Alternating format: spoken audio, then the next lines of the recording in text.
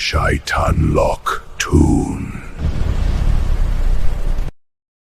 नवलखेड़ा गांव का नाम सुनते ही लोगों के चेहरे पर एक अजीब सी चुप्पी उतर आती है।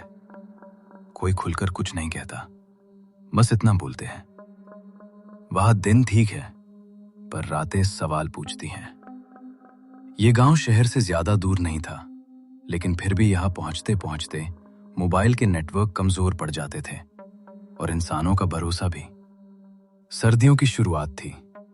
आसमान पर बादलों की मोटी परत, हवा में नमी, और शाम ढलते ही ठंड हड्डियों में घुसने लगती थी। उस दिन भी कुछ ऐसा ही माहौल था। गांव के आखिरी छोर पर एक कच्ची सड़क मुड़ती थी, जहां से आगे खेत और खेतों के बाद सिर्फ अंधेरा। उसी मोड़ पर पुराने बरगद के नीचे राजू का ढाबा था। ढाबा छोटा था, लेकिन उसकी पहचान बड़ी। टीन की छत, 2 लकड़ी की बेंच, एक पुरानी मेज और बीच में जलती हुई अंगीठी। ठंड की रातों में यही ढाबा नवलखेड़ा का दिल बन जाता था। उस शाम भी 4 लोग वहां बैठे थे। राजेश, जो हर बात को मजाक में उड़ा देता था। मोहन, जो कम बोलता था लेकिन ज्यादा सोचता था। पप्पू, जिसे हर डरावनी बात में मजा आता था। और ढाबे वाला राजू, जो चाय बनाते बनाते सबकी बातें सुनता रहता था। अंगीठी की आग सुलग रही थी, चाय की भाप हवा में घुल रही थी। इस बार ठंड कुछ ज्यादा नहीं है। हाँ यार, लगता है इस बार सर्दी लंबी चलेगी। और आज फिर बिजली जाने वाली है। अरे वाह, बिजली गई तो समझो आज कहानी पक्की। किसकी कहानी? राजेश ने चारों तरफ देखा और धीरे से बोला, हरी काका। नाम सुनते ही ढाबे पर एक पल के लिए खामोशी छा गई। हरी काका, नवलखेड़ा का वो बूढ़ा जिसकी कहानियां लोग सुनते भी थे और उनसे डरते भी थे। अरे छोड़ यार, काका की बातें तो बस डराने के लिए होती हैं। तू हर बार यही बोलता है, लेकिन जब काका बोलते हैं तो तेरी हंसी सबसे पहले गायब होती है। भूत प्रेत छलावा, ये सब पुराने जमाने की बातें हैं। हो सकता है, लेकिन हर बात झूठ भी नहीं होती। वैसे आज काका आए नहीं क्या? आते हैं, ठंड में रोज आते हैं। उसी पल आसमान में जोर की बिजली कड़की। पूरा इलाका एक पल के लिए सफेद हो गया और उसी रोशनी में ढाबे की तरफ एक बूढ़ी आकृति आती दिखाई दी। लो, आ गए, पप्पू ने धीमी आवाज में कहा। हरी काका धीरे धीरे ढाबे में आए। सफेद दाढ़ी, झुकी कमर और आंखों में अजीब सी थकान। लेकिन वो थकान उम्र की नहीं, यादों की थी। लगता है आज देर हो गई। नहीं काका, हम तो आपका ही इंतजार कर रहे थे। काका अंगीठी के पास बैठे और गहरी सांस ली। आज मैं कोई कहानी नहीं सुनाने वाला था। सब चौंक गए। पप्पू ने पूछा, क्यों काका, क्या बात हो गई? क्योंकि आज वही तारीख है जिस दिन मेरी जिंदगी की सबसे खौफनाक रात आई थी। कुछ देर तक उन पांचों के बीच ऐसा सन्नाटा छा गया मानो सांसें भी थम गई हों। कौन सी तारीख? आखिर हुआ क्या था उस दिन काका? हरी काका ने चारों तरफ देखा, मानो कोई सुन तो नहीं रहा, और फिर बोले, जिस रात मैं उस रास्ते से जिंदा लौट आया था, उस पल हवा जैसे और भी ठंडी हो गई। ये बात तब की है जब मैं जवान था और शहर में काम करता था। उस दिन काम कुछ ज्यादा ही लंबा खिंच गया था। जब मैं ऑफिस से निकला तो बारिश शुरू हो चुकी थी। मैं भागता हुआ बस स्टैंड पहुंचा। चारों तरफ सन्नाटा था, सिर्फ स्ट्रीट लाइट की पीली रोशनी और पानी की आवाज। मैंने घड़ी देखी और समझ गया आखिरी बस जा चुकी है। मैं अकेला खड़ा था। तभी मेरी नजर सड़क के उस पार गई। वहां एक औरत खड़ी थी। चेहरा साफ नहीं दिख रहा था, लेकिन उसके हाथ में एक लाठी थी। मैं उसे देख ही रहा था कि जोर की बिजली चमकी और अगले ही पल वो औरत गायब। ढाबे पर बैठे लोग ऐसे सांस रोके सुन रहे थे मानो अगला लम्हा कोई अनहोनी ले आएगा। फिर आगे क्या हुआ काका? अब तो ये कहानी पूरी सुने बिना चैन नहीं मिलेगा। मैंने खुद को समझाया कि शायद ये सिर्फ वहम है, लेकिन दिल कुछ और ही कह रहा था। लेकिन तभी पीछे से किसी के कदमों की आवाज आई। मैं मुड़ा और देखा एक लड़की, भीगे हुए बाल और आंखों में कुछ ऐसा जो मैं आज तक समझ नहीं पाया। उसने मुझसे पूछा, आप ठीक हैं? आप बहुत डरे हुए लग रहे हैं। जी, पता नहीं क्यों आज इस जगह से कुछ अजीब सा डर लग रहा है। डर? अंधेरा है, बारिश है, इसमें डरने वाली क्या बात है? इस वक्त इस सुनसान रास्ते पर इतनी रात कोई लड़की? दिल कह रहा था कुछ ठीक नहीं है, लेकिन दिमाग बार बार समझा रहा था, डर मत। जब इतना सुहाना मौसम हो और साथ में एक खूबसूरत लड़की हो तो डरने की क्या बात है। नाम पूछ लेता हूं। वैसे आपका नाम क्या है? और इतनी रात इस सुनसान जगह पर आप अकेली क्या कर रही हैं? मेरा नाम यामिनी है और मैं मधुपुर गांव में रहती हूँ। मैं कुछ काम से शहर आई थी, लेकिन इतनी रात हो गई और आखिरी बस भी छूट गई। अब पता नहीं घर कैसे जाऊंगी। अच्छा, मधुपुर गांव। कोई बात नहीं, मैं आपको छोड़ दूंगा। वैसे भी मेरे घर का रास्ता उसी तरफ है। और हम दोनों उस बारिश में साथ निकल पड़े, लेकिन मेरे दिमाग में कहीं ना कहीं वही बूढ़ी औरत ही घूम रही थी। जैसे जैसे हम शहर से बाहर निकल रहे थे, बारिश तेज होती जा रही थी। रास्ता कच्चा था, चारों ओर फैले थे खेत और दूर दूर तक किसी घर का नामो निशान नहीं था। हम दोनों उस बारिश में पूरी तरह भीग चुके थे और जोरों की ठंड लग रही थी। कुछ देर बाद मुझे किसी के रोने की आवाज सुनाई दी। चारों तरफ सन्नाटा था, लेकिन वो आहिस्ता आहिस्ता गूंज रही थी। मैं तुरंत पीछे पलटा और यामिनी से पूछा, क्या तुमने भी सुनी किसी के रोने की आवाज? हाँ, लेकिन डरने की बात नहीं। आज काली रात है और अक्सर काली रातों में यहाँ छलावा निकलता है। मजाक बहुत अच्छा कर लेती हो। बहुत हंसी आ रही है ना? जिस दिन सामना होगा, हंसी अपने आप खत्म हो जाएगी। अच्छा ठीक है, छोड़ो, चलो यहाँ से निकलते हैं। चलते चलते बात कर लेंगे। अच्छा, मुझे ये बताओ, क्या तुमने देखा है क्या उस छलावे को?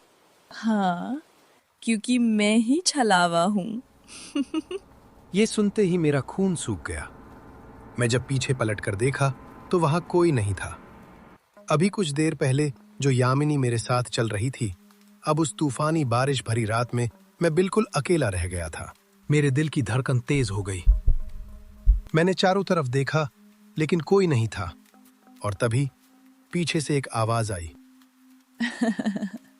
डर गए? मैं मुड़ा।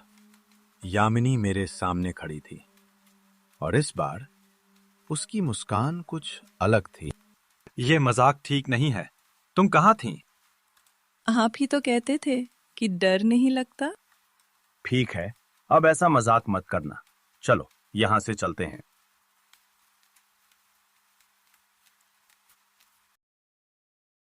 हम फिर चल पड़े, लेकिन अब हर कदम के साथ मुझे लग रहा था कि रास्ता बदल रहा है।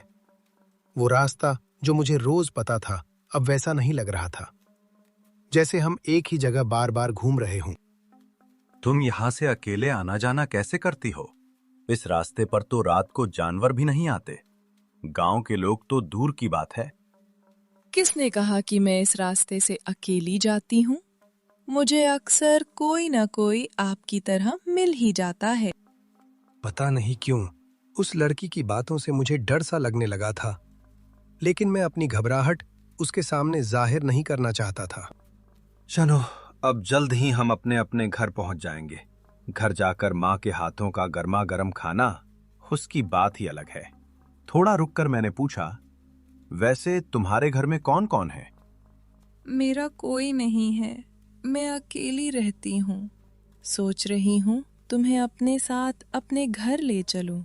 क्या तुम मेरे साथ चलोगे? अरे नहीं नहीं, मुझे अपने घर जाना है। मैं फिर कभी आऊंगा तुम्हारे घर। तुम्हें मेरे साथ चलना ही पड़ेगा, क्योंकि तुम आज अपने घर नहीं जा पाओगे। अच्छा, मतलब आज तुम मुझे अपने छलावे से मिलवाने वाली हो क्या? वैसे तुमने जिस छलावे के बारे में बताया था, क्या तुमने उसे कभी देखा है? हाँ, मैंने देखा है। अच्छा, कैसा दिखता है तुम्हारा छलावा? मेरे जैसा, क्योंकि मैं ही हूँ छलावा। अच्छा, तुम छलावा हो तो मैं बरम राक्षस हूं।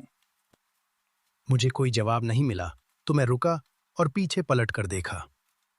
वहां वह औरत नहीं थी। अरे यार यामिनी, ये कोई मजाक नहीं है। इस बारिश में ऐसा मजाक कौन करता है? चलो जल्दी यहां से निकलते हैं। इस रास्ते पर ज्यादा देर रुकना ठीक नहीं है। मेरी बात मानो और बाहर आ जाओ। देखो, मैं सिर्फ एक बार और बोलूंगा। अगर तुम नहीं आई तो मैं यहां से चला जाऊंगा। फिर बाद में मत कहना कि मैंने तुम्हें अकेला छोड़कर चला गया।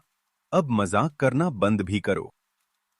मेरे बार बार बोलने पर भी वो लड़की मेरे सामने नहीं आई, तो मैंने सोचा कि मुझे चलना चाहिए और मैं अकेला ही निकल पड़ा।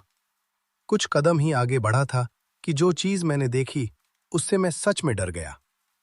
अभी कुछ देर पहले जिस रास्ते से मैं निकला था, मैं उसी रास्ते पर वापस आ गया था।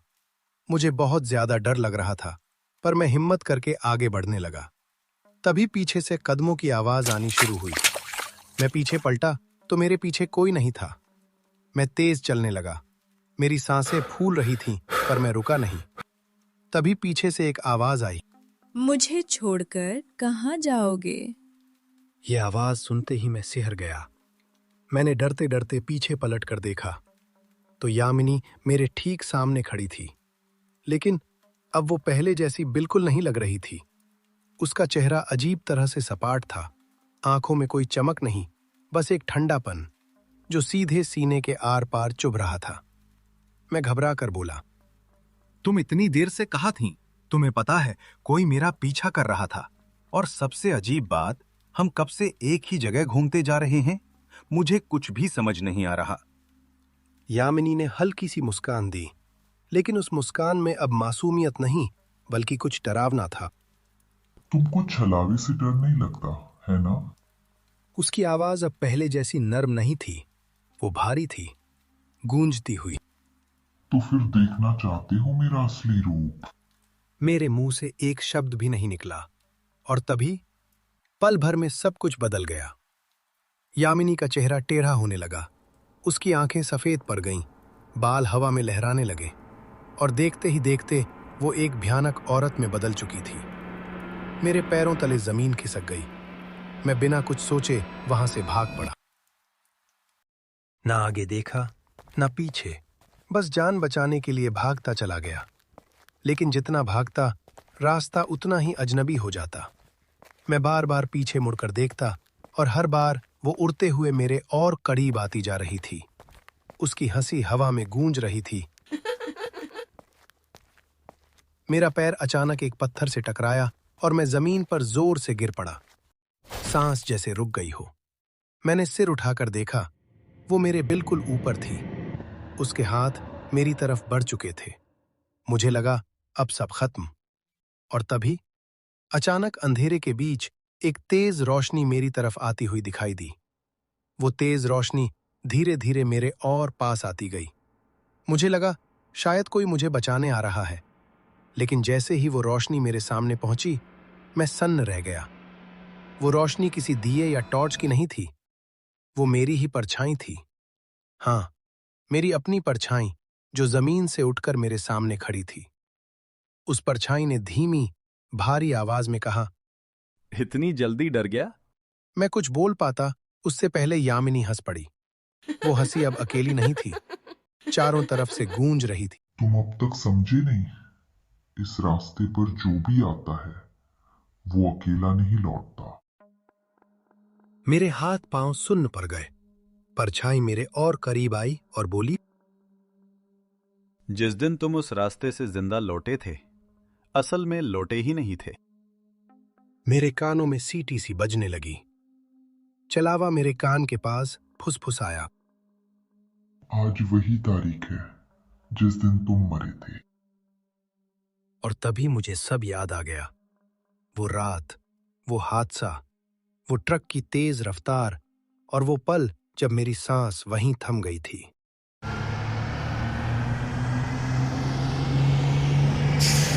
क्या चाचा, क्या हाल है? लोगे आप भी थोड़ी सी मदिरा?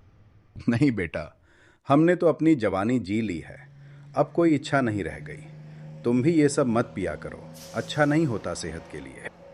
शराब से डर नहीं लगता साहब, आप जैसे ज्ञान देने वाले चाचाओं से लगता है।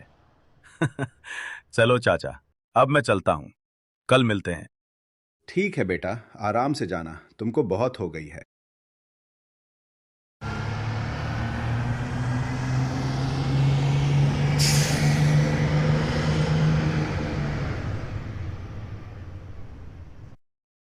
ये रास्ता है अनजाना, हमको शराब ने पहचाना, इसलिए हम बन गए शराब के दीवाने। वाह, क्या गाना बना दिया है मैंने। अब जल्दी घर जाता हूं, नहीं तो घर वाले दरवाजा बंद करके सो जाएंगे। अरे पागल है, आज तो मार ही देता मुझे। शराब मैंने पी रखी है या तूने? अब संभल कर घर जाना पड़ेगा, क्योंकि दुनिया में ऐसे पागलों की कमी नहीं है। उस दिन मतलब मैं मर गया था, और जो मैं उठा था वो मेरी आत्मा थी। मेरा शरीर पीछे पड़ा हुआ था उस दिन। अगर मैं मर चुका हूं तो फिर अब मैं कौन हूं? तुम इस रास्ते का नया छलावा हो। ढाबे पर बैठे लोग सन्न रह गए जब उन्होंने ये सब सुना। ये आप क्या बात कर रहे हो काका? आप कैसे छलावा हो सकते हो? आप तो हमारे सामने यहीं बैठे हो। हाँ, क्योंकि अब तुम सब भी हम छलावों में से एक बनने वाले हो। तो कैसी लगी स्टोरी? कमेंट में ज़रूर बताइए। शैतान लोग तून को सब्सक्राइब करें और वीडियो को लाइक, शेयर और कमेंट करना ना भूलें। चैनल को प्लीज़ थोड़ा सपोर्ट कीजिए। मिलते हैं नेक्स्ट वीडियो में। Take care guys.